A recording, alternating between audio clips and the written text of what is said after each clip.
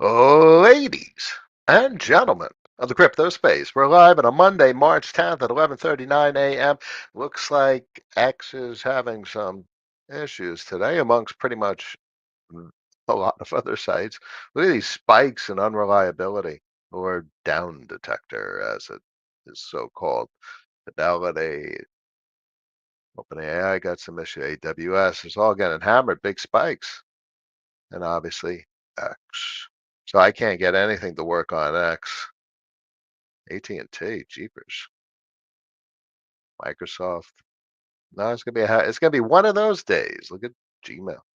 Okay, so maybe we'll keep it a brief one today. We'll see what kind of audience we have, what kind of questions and commentary. Less than an hour is my goal. Market is trying to push interest rates down. Look at this 2-year yield at 3.99%. Whereas Fed funds is clearly at 4.25, 4.3, or however they mark the midpoint because it's a range usually like 4 to 4.25, something like that. How do they say it on what is the current Fed funds rate? 4.25 to 4.5. That's clearly great discrepancy between less than four. And with 10-year yields falling minus 1.8% today. Um, Market is screaming it's misallocated. The market, as in the pricing of risk assets, is not reflecting the state of money. Because when you want to understand money, you got to understand interest rates. So that is quite an interesting observation that's clear as day. I can't believe we're still above 100 on the move indicator. So there's obviously still a great deal of volatility, even though there is certainly a bid in the long end of interest rate products. Um, Bitcoin back down to 80,000. It would literally just be a retest if you got to 73, be a retest of the 2024 range. So I don't find that very compelling at all in a negative way.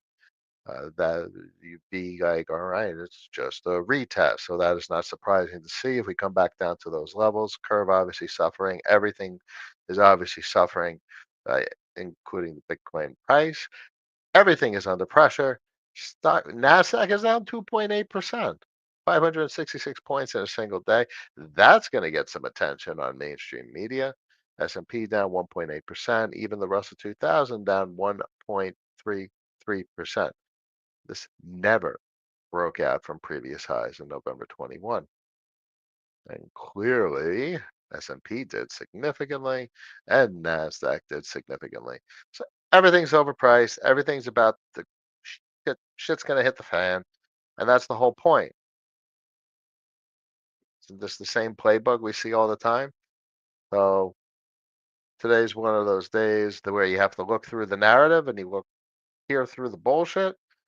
And that's why gold's at $2,900.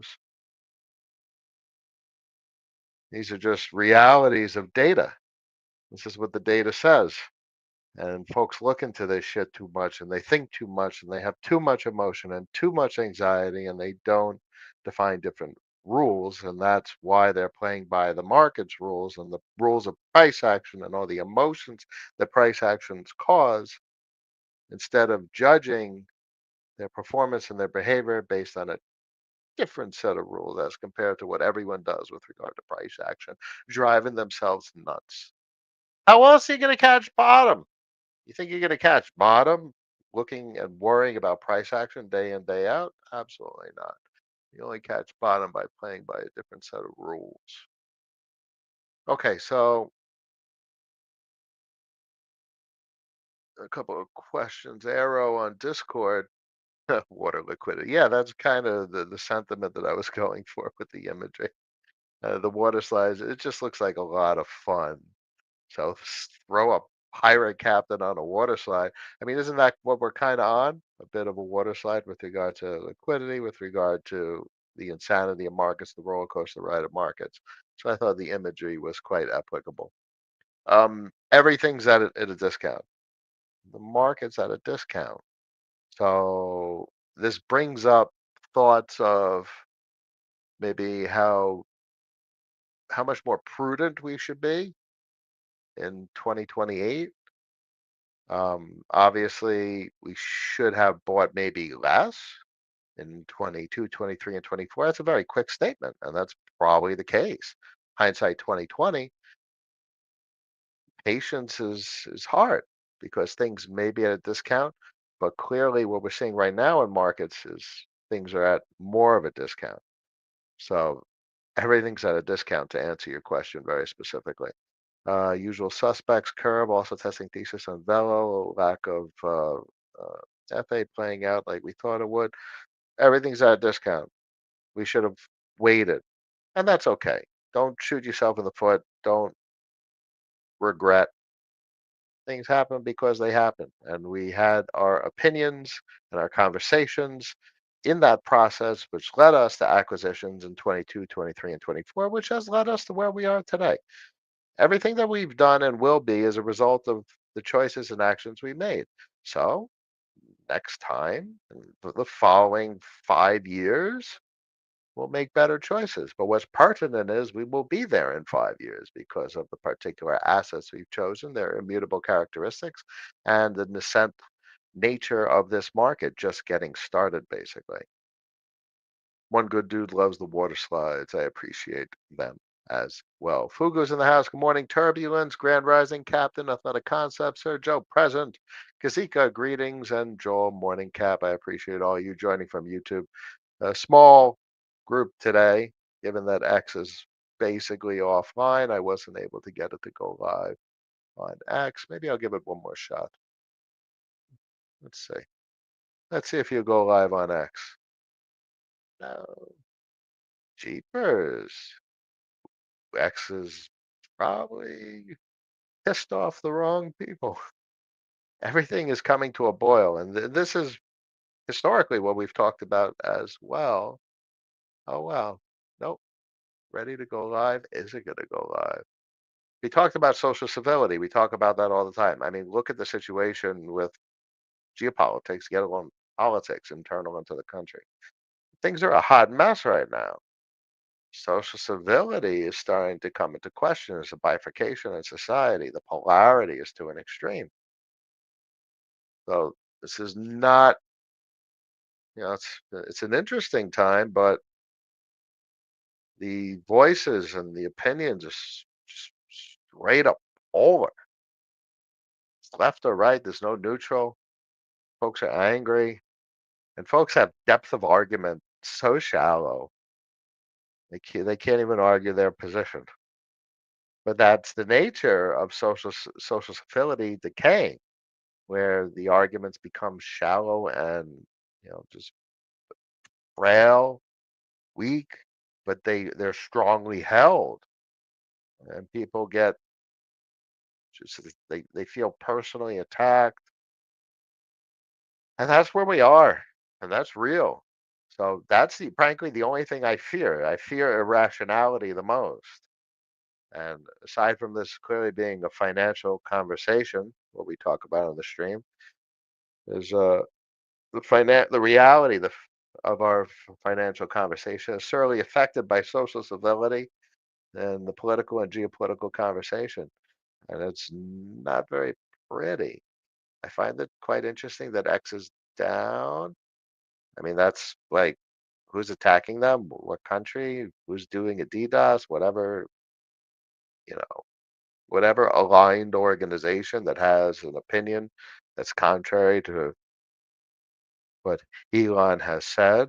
Meanwhile, these are corporations that are not solely a single person. A corporation is inherently a manifestation of many people, many executives, many directors, and many employees, and many engineers. So what the fuck? So that's my point with regard to a shallow narrative. It's like people get angry at Tesla for making cars, and they're like, "Oh, Elon's cars." What the fuck? This is literally a car company that has executives all around the world and it's filled with people.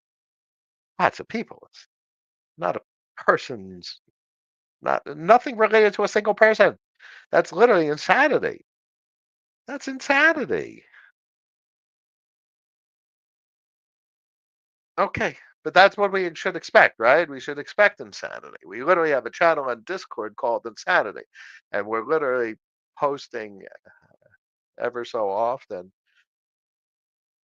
content that is expressive of the decay of social civility and the emergence of insanity. Market shitty, less burrs for the forthcoming rounds. Yeah, this austerity. We've had periods of austerity in 24, 23, 22, and fine. We got some periods of austerity in 25. Clearly, portfolios are attacked. We got depreciation across the board. My response to that, from my perspective, is I don't think about it too much. It is what it is. You're on the river. It's going to take you to the end of the river no matter what you want to do. So the way to engage the market doesn't change. The only thing probably pertinent is Arrow's point on Discord. If there's discounts, all right, great. Should we have waited to buy large positions that we chose in 23 and 24? Yeah. And it's very meaningful what kind of cash position you're sitting on right now. Always respect the cash position, but in times like this, when things get tight, that's exactly why you have the cash position. The cash position affords not only purchasing of assets, expansion of the portfolio, but it also affords living necessities. So it's certainly something that should not be neglected in any regard. And it's probably more important now than ever. Works here in Europe, yeah. So it's geographical. I can't get it to connect on StreamYard, nor can't even go to X. Let me see. Let me see. Yeah, X isn't loading at all. Nothing, nada, no nothing, no nada. Um, something loading? Yeah, you see, it don't work.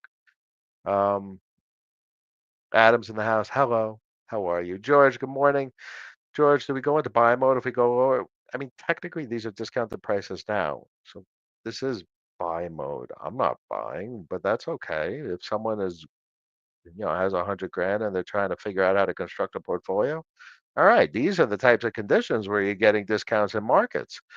Now, can there be more discounts? There could always be more discounts, but that's the whole point. We took advantage of discounts in 23 and 24, and we have increased the quantity of assets we own heading into 25. And now there's more discounts. So if you have cash in the cash position, this is when you're contemplating, all right, can I acquire more assets at these discounts? Do I wait to see if there's increasing discounts or not? It doesn't matter. All that matters is following the rules. Own more assets over time and know when to stop owning assets. And for me, knowing when to stop owning assets is right about now because I have a certain amount of cash and that's important to me. It's important to the relative weighting of the portfolio. And I'm not in a position to acquire more assets. It will be nice when the cash position is larger throughout 2025 and into 2026, and that will afford me different decisions heading into 2027 and 2028. Cash affords optionality.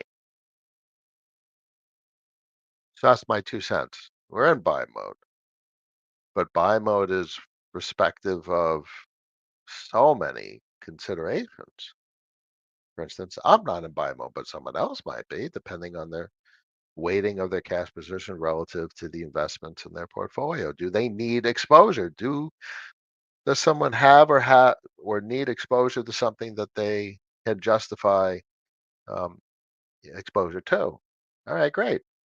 Well, these are where prices are certainly more interesting than they've been in quite some time. Hope that helps. Soon, good morning. Much a pleasure. How are you? Hugo, I split my weekly yield in half, the compound half, and cash. See, that's a decision, that's a choice, that's a strategy, that's a rule. Now, that rule could change over time, but the point is, that's a statement you just made. This is what you're doing. This is why you're doing it. You have a plan, you have a goal.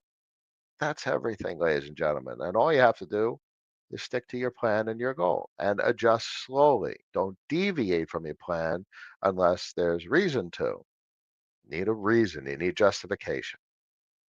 Adam, are you beneficiary? No, that doesn't work. Doesn't work. You cannot be the trustee and beneficiary. That is an that is a no bueno type thing. From my research in the UK, if a settler is also the beneficiary, it becomes yes, exactly, triggering 45%. Well, in the US, it's called a grantor trust. Any tips in avoiding this? Don't be the beneficiary. The point of a trust has nothing to do with you as the trustee or grantor, if so decided. The point of a trust is literally the beneficiaries. Like literally, the top of my trust documentation is for my kids. It's everything. It's I love them beyond words. So the point is someone else, and that's why a trust is so powerful because that person, that beneficiary, is entrusting the management of these assets and these properties to someone else. Historically, a very profound thing, the concept of trust. So that's the simple answer to the question. You're not the beneficiary. But obviously, as trustee, you're managing capital assets. You're entitled to a salary. It's a job, it's a profession. You're entitled to maybe debt interest payments if you sold assets to the trust at fair market value. That makes perfect sense. It's a sale, it's literally a business transaction. So that's cool. So there's ways um, to configure the trustee into uh, the into the mechanics of the trust such that you can benefit from the trust productivity, not vis-a-vis beneficent. Yeah, no, no. So that's a great question, and this is something that is very popular in the U.S. And I know there's a lot of folks that take advantage. I've seen it. I've seen documentation from the IRS memorandum specifically talking about abusive trust schemes that are just completely unreasonable. For instance, that not be a trustee and beneficiary. And discretion is grossly abused. You could not, there's great discretionary rules, especially in the US. Like discretion's a big thing, but you cannot just say, by discretion, this is what's happening. It needs to be rules because discretion is probably the weakest of arguments possible. In fact, in a great deal of my documentation, I eliminate discretion. And that is very much probably a manifestation of my appreciation for EVM networks and determinism, rules, the definition of rules, and just means there's less variance, there's less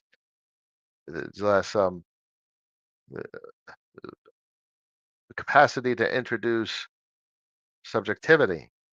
Things are supposed to work a certain way by defining rules, and that is a core tenet of my documentation. Almost no discretion whatsoever. Therefore, I eliminate the entire attack surface of discretion. I am making these decisions not discretionally, I'm making them based on literally defined rules in text form. Hope that helps. I like talking about this stuff. Thank you, sir. Has the FXS thesis been invalidated so far? Well, no. The thesis, the entire core of the FXS thesis is great tech. It's not the greatest investment. That's the biggest takeaway. Thesis from a technology standpoint is extraordinary. It's completely off the radar. Fractal is off the radar as an optimistic superchain. Frankly, optimism is relatively off the radar compared to things like not even Arbitrum. Sonic is hot, and that's not even um, an L2 of Ethereum mainnet. So right now, everything's in the doldrums. Uh, Things are going to take some time for capital to tell us what is interesting and what is not. And that is not right now. So we don't have enough capital to provide that information of what is not only great tech, but also a great investment. We can identify great tech, But in order to identify great tech that's also a great investment, we need capital to tell us, if you get my point. Yams in the house, good morning. Thoughts on purchasing a flat to live in as a way to reduce risk? Um, it's complicated because what is ownership when there's property tax involved and prices? So I don't have easy answers to home ownership. That's a complicated one, especially in the States. Albeit you have a capacity for geographic arbitrage in the States, there's plenty of states that have relatively economical housing. So obviously, folks are seeing the hyperinflated prices in cities and populated regions. If you go to rural regions in the United States, there's great prices on housing. You literally have mansions that are like $2 million in Florida, and in Texas they're like 400 grand. So it's just not talked about. Geographic arbitrage. People are very much fixated on particular regions in an absolutely diverse country, but that's understandable. Family, friends, whatnot. It's very hard to just move. But the reality is, geographic arbitrage facilitates relatively economic housing conditions in the United States. It's just folks dismiss it. Um, Ownership's a big deal. Just bear in mind there's a carry, tax obligations, maintenance, utilities. It's relatively expensive to be a homeowner, and I don't give a shit about the equity and stuff like that. I just, unless you're into like real estate and carry trades and maybe leveraging the home you live in to purchase other homes. I don't know. I don't do shit like that. But there's something that's meaningful about home ownership. Uh, and but the cost of home ownership in many places in the United States, and clearly you're not in the U.S., but this conversation, the equations are still relevant, relatively. Um, which is cheaper, renting versus owning? Depends on the price of the purchase price of the property. So it's not so simple. It's not really reducing risk. It's just changing the equation. There's different considerations in ownership versus renting. Yazika, hope that helps you. Where do you see us in the current cycle? Pre-bear, soon to be shopping. It's currently shopping time. This is discount prices. Quite possible prices get even further discounted. So for folks that have been sitting on, cash, sitting on the sidelines, all right, these are interesting prices at this point. Um, we are pre-bull market. We haven't had a bull market since 2021, and we haven't had favorable liquidity conditions since 2021, and that's exactly why the market's doing what it's doing. Um, Move indicator still at 104. Got to get down to the 80s and 70s, and then you'll start to see things perk up. DXY needs to get below 102. So, you're not going to have what's classically called bull market conditions until you see the DXY at 102 and move down 80 and falling. Period. Pre-bear, we're pre, we haven't even had a bull market since 2021. Hope that helps. Trust merger doctrine. I'm not familiar with it, but I'm going to look it up.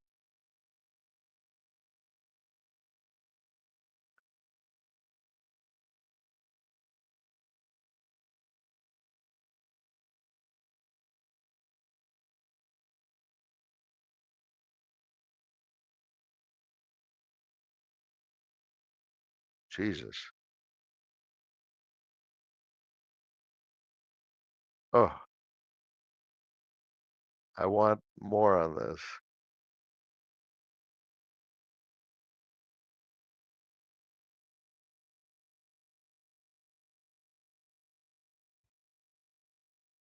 Yeah.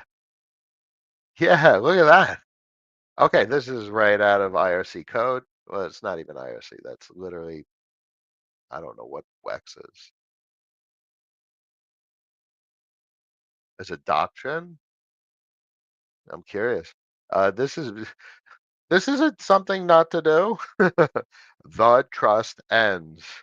Yeah, it's not a valid trust, and that would just get collapsed into a grantor trust, and maybe even just invalidated as a sham trust. So stuff like that. Um, well said, and Stu. It's pretty simple. Just the whole point of when I brought up the concept of trust is that it's a meaningful concept for the next generation. It's unambiguous that it's meant for children or a niece or a nephew or nieces and nephews or an incapacitated person or you are, like parents sell the assets to a trust and you manage it with the parents as the beneficiary, which would be an interesting arrangement, but that kind of makes sense. It's a custodial type of arrangement. Got to respect the whole point of such a structure. And along with respecting the point of such a structure comes benefits. There's three three sets of laws that govern taxation, at least in the US. And that's clearly a hot topic right now because it's tax season for all, and that whole situation's evolving. It's very much in flux with what's going on. But there's personal taxation rules which apply to corporations as well as trusts, but there's also a separate set of corporate tax rules and there's a separate set of trust tax rules. Now they're all interrelated.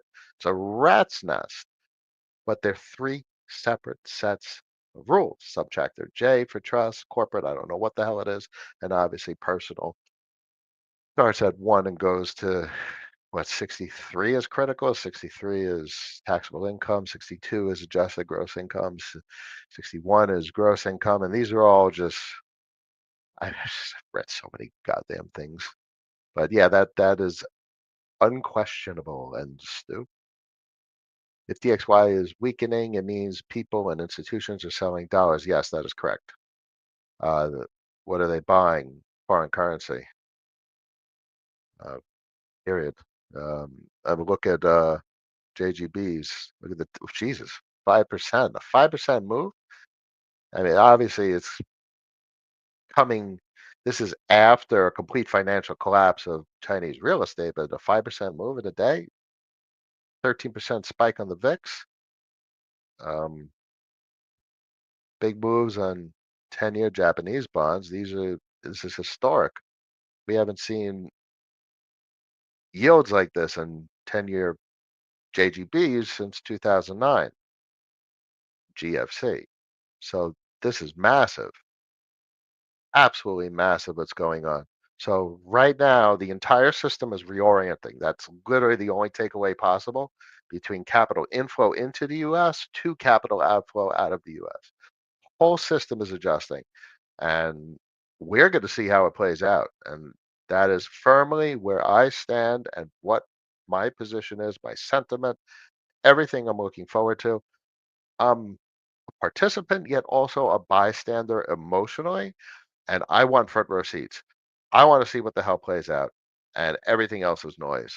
So I'm certainly not on the sidelines. That's the last thing I would ever want to be, because this is the place to be, and front row seats is where to be.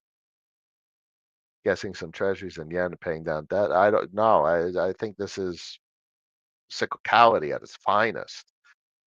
You want the biggest inspection of cyclicality. You zoom out to the 6 month on the 10 on the DXY. I think we're on the verge of secular trend shift. We haven't had a dollar bear market since 2009, 2000. Well, from a 6 month standpoint, you went to 2008, and then it bumped up higher lows, and it's been off to the races since 2011. It's very easy to talk about candles on a 6 month chart. This is literally a spread between 2008 and 2011, like just a little flick of the mouse. But this is since 2008, it's been straight up on the dollar. So that's the last 17 years from now. And obviously, you got this blow off top wick in 2022. And takes years for these types of patterns to emerge in a 6 month candle chart. So, generally speaking, that's what's playing out. Well, what are folks buying? It's the capital outflow out of the US, cyclicality capitulating into the secular trend reversal. Yes, I no interest in X33. I have interest in cash flow. So I do take the yield. I take it as cash, and that cash just gets stacked. Cash goes down, cash goes up. Simple as that. How is it doing? All right, it's getting hammered as expected, and that looks like a decent level. 48, 49 is what it is. Shadow is the most interesting exposure on Sonic thus far right now, and it's aligned with the Kingdom. I was still waiting on Kingdom V3, probably waiting for some more favorable conditions. Um, Pretty simple, pretty simple. Hope that helps. Paying down debt includes leveraged positions. Yeah. Um, don't do debt. It's really hard to say, but it's something that I firmly believe in, and I teach my kids. Don't spend more than you make. I'm not fond of mortgages on homes. Can't afford a home, you can't afford a home. And it's pretty hard to save up. And this is why I talk so much. And it's going to be a tough conversation with my kids about geographic arbitrage. It's like, all right, you want a home. All right, you can't afford a home. So get an apartment. All right, you can't afford an apartment. All right. So I don't know. There's really nice trailers. And fortunately, my kids can park a trailer on my property or something like that. I don't know. But the whole point is you got to respect the portfolio, which means you got to respect your resources. The problem that everyone gets themselves into is when they go above and beyond their resources and become dependent on the cash flow of work to service debt obligations. And then you're a tax slave or a debt slave. You're completely dependent. And that's no way to live. So I will teach my kids to not become dependents because of their incessant desire to live beyond their means. I'll do my best. But as always, good points and pay down debt. Don't have debt. Don't use debt. And if you take on debt, only take on debt because you could actually literally pay it off, boom, if you needed to. You know how voting on shadow works? Can you vote just before the epoch? Yes, you can. That is correct, George. Yes, it's I think it's arrears, uh, because or maybe it is, yeah, I'm not entirely sure. But I speculate if you vote, you're going to get last week's capital in arrears, much like Belgium. At least that's the feeling I get from interacting with the protocol. Peter, I agree, and I think we are at the right edge of secular trend shift, right? It screams it, screams it. I mean, we are literally the last top was in 2001, and that was 21. It's been 21 years since 2022, and now we're in 2025, and we've just rejected the 107.35 line yet again. It literally screams secular trend, cyclical or secular capitulation to the upside, and then reversal to the downside over the next 10, 15 years or so. This is very extended, historically speaking. Trough to peak, 22 peak, 2008 trough. That was very large compared to trough to peak in 1995 to 2002.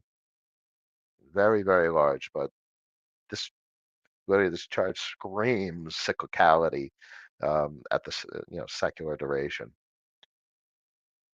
Hope that helps. We'll keep it short today. X not playing nicely in the US. It is what it is. 33 people on the stream. I'm very grateful and appreciative of everyone that joins me to have these types of conversations. And I'm always hopeful that they're helpful. It's not always what everyone wants to hear, but my point of the conversation isn't to tell people what they want to hear. It's literally just to have a conversation that's rational and hopefully constructive and allows people to make better decisions, especially when things get volatile like this. And these types of conditions are very likely to induce anxiety, are likely to cause people to make bad decisions. And I'm here to remind folks that it's the rules that matter. Define your rules, be rational, and the emotions are irrelevant. What matters is a plan and sticking to your plan, and sticking to your plan means you're succeeding. So stick to your plan, stay calm, cool, and collected, manage that anxiety, and the rest of the year is coming, the future is coming. can't stop the future from coming. So sit back and relax and let time do its work.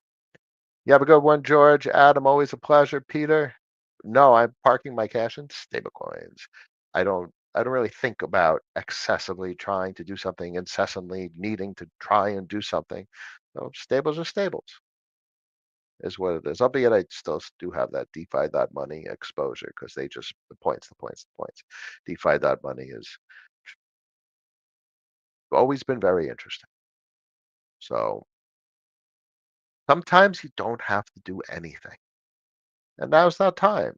And only you could decide if that's applicable to you. And it is for me.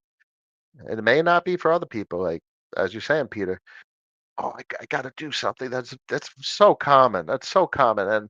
And I've been in that position, and now I'm not. I haven't done a transaction since last week. But I watch the markets. I watch the portfolio. I understand what's going on. I see total net worth. But what does it mean? Doesn't mean much to me. I have the cash to pay the bills. Grateful for that. Less cash, austerity mode activated. All right. I look forward to prosperity mode. When? Cyclically. Y'all have a good one. Monday, March 10th, 12:15 p.m. 29 people made it to the end of the stream, and you are all now a little bit more rational because of it.